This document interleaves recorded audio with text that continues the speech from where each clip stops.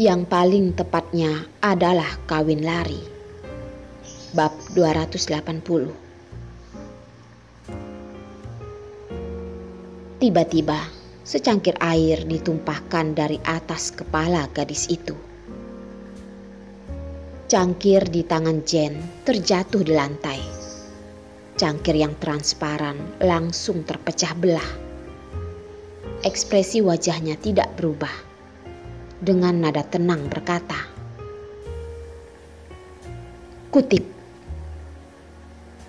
Suasana di dalam seketika menjadi tegang. Orang lainnya menundukkan kepala, tidak berani mengatakan apapun. Merasa ketakutan untuk gadis itu. Gadis yang basah kuyup langsung termenung. Setelah dia sadar, dengan suara keras membantah. "Apa kesalahanku hingga kamu menyiramku dengan air? Walaupun kamu adalah anak orang kaya, juga tidak ada alasan. Hanya karena memiliki banyak uang, maka menginjak harga diri orang. Kutip atau tidak?" Wajah Jen tidak berubah, hanya memberikannya dua pilihan padanya. Ibu-ibu yang baik hati ingin menasihatinya, namun dihentikan oleh orang di samping, menyuruhnya untuk jangan gegabah. Anak gadis itu tentu tidak bersedia menundukkan kepala, mengangkat leher dan menjawab, "Aku tidak mau kutip. Ini adalah salahmu." Jen tersenyum dan tidak menghiraukannya. Hanya mengeluarkan suara, dan ada dua pria yang naik dari lantai bawah. Dengan hormat menganggukkan kepala. "Nona Jen, ada perintah apa?" "Serahkan dia pada pengurus rumah, Jen." Jen menunjuk gadis kecil itu. Dia akan menyuruh orang mengajarinya apa yang harus dia lakukan. Di dunia ini, apapun bisa dilakukan, asalkan ada uang. Tapi, tanpa uang, semuanya tidak akan bisa dilakukan.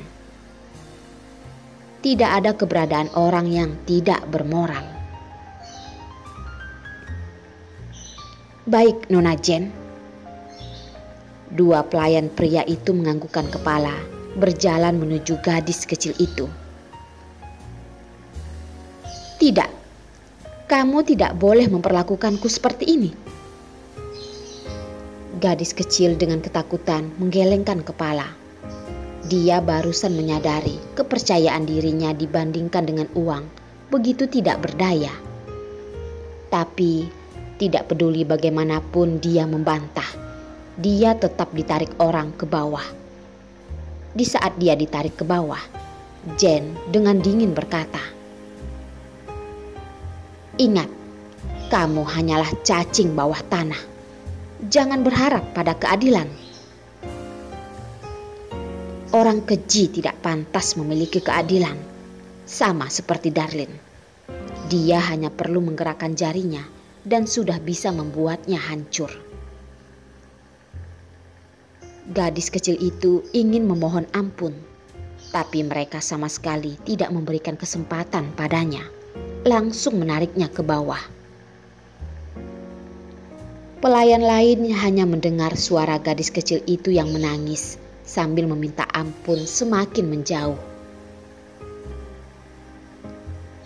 "Siapa yang mengutip kaca di lantai?" Jen menatap sekeliling dan tatapannya jatuh pada seseorang. Punggung semua orang membeku, dan orang yang ditatap Jen adalah ibu-ibu yang tadinya ingin membela gadis kecil itu. Dengan ketakutan berkata, "Nona Jen, tenanglah. Aku yang akan mengutip semua kaca ini. Aku akan mengutipnya sampai bersih." Jen juga terlihat tidak senang melihat ibu-ibu itu dan dengan nada tidak peduli berkata, "Kutiplah." "Baik, baik." Ibu itu tidak tahu apakah Jen sudah memaafkannya atau belum. Dengan ketakutan berjongkok di lantai, sedikit demi sedikit mengutip kaca tajam yang ada di lantai. Keringat di dahinya juga terjatuh di lantai karena tegang. Krek, terdengar suara jeritan kesakitan ibu-ibu itu. Ah, sakit sekali, tanganku. Orang lainnya yang hanya mendengar suara itu, wajah mereka semua juga berubah. Ada yang ketakutan sampai tubuh mulai gemetaran. Jen seperti barusan menyadari kalau dirinya memijak orang sampai terluka. Dengan merasa bersalah berkata padanya, "Benar-benar maaf, aku memijak tanganmu." Dia meminta maaf, tapi kakinya dengan semakin kuat memijaknya. Tangan ibu-ibu itu sedikit demi sedikit ditembus kaca. Darah juga terus mengalir. Walaupun begitu, ibu-ibu itu tetap menahannya karena dia memerlukan pekerjaan ini. Dan dengan keadaannya ini, dia tidak akan menemukan pekerjaan yang gajinya lebih tinggi dari ini. Ini adalah kesalahanku. Tidak seharusnya menghalangi jalan Nona. Jen tidak mengatakan apapun, menginjaknya sampai terluka dan pergi. Begitu Jen pergi, orang yang lainnya barusan berani bernapas dengan keras. Ibu-ibu itu begitu kesakitan sampai hampir pingsan, tapi tetap menahannya. Walaupun orang lainnya merasa tidak tega, tapi juga tidak berani membahayakan diri. Siapa tahu apakah Jen akan menghabisi orang yang membantunya lagi. Jen tidak tahu kelakuannya ini akan membawa akibat seperti apa.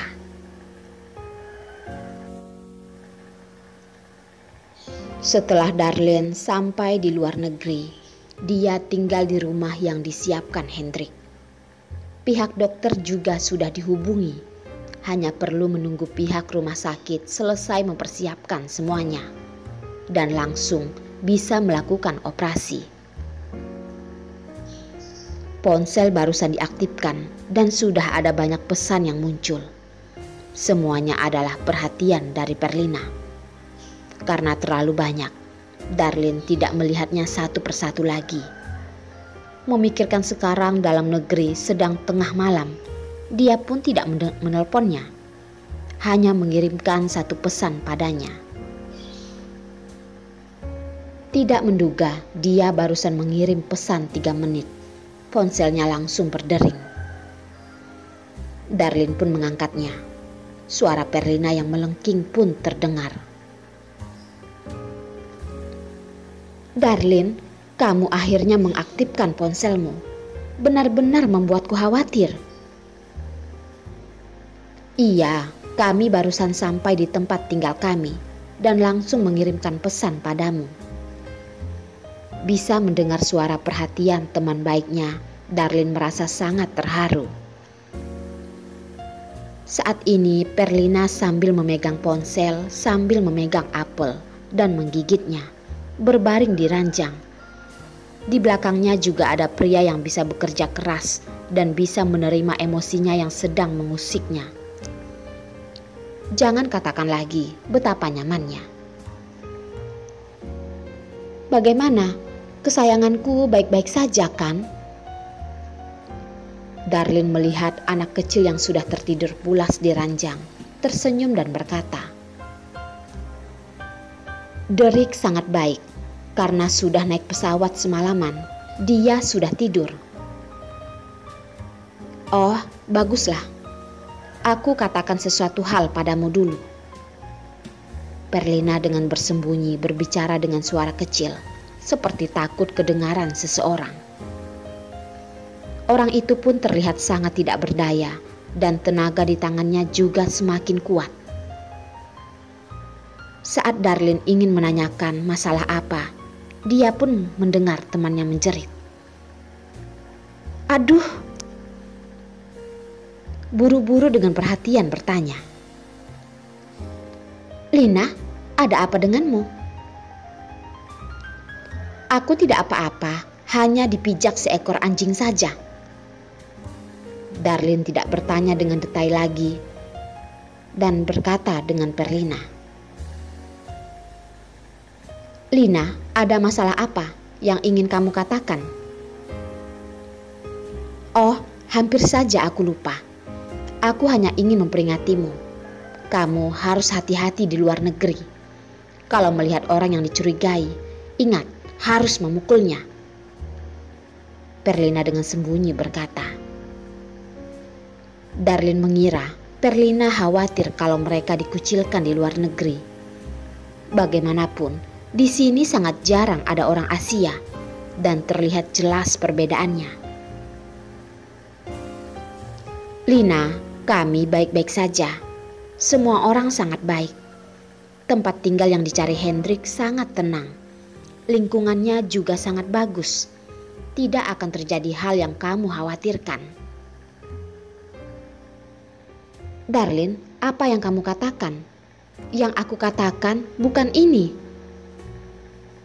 Perlina mendengarnya sampai termenung, lalu berpikir sejenak.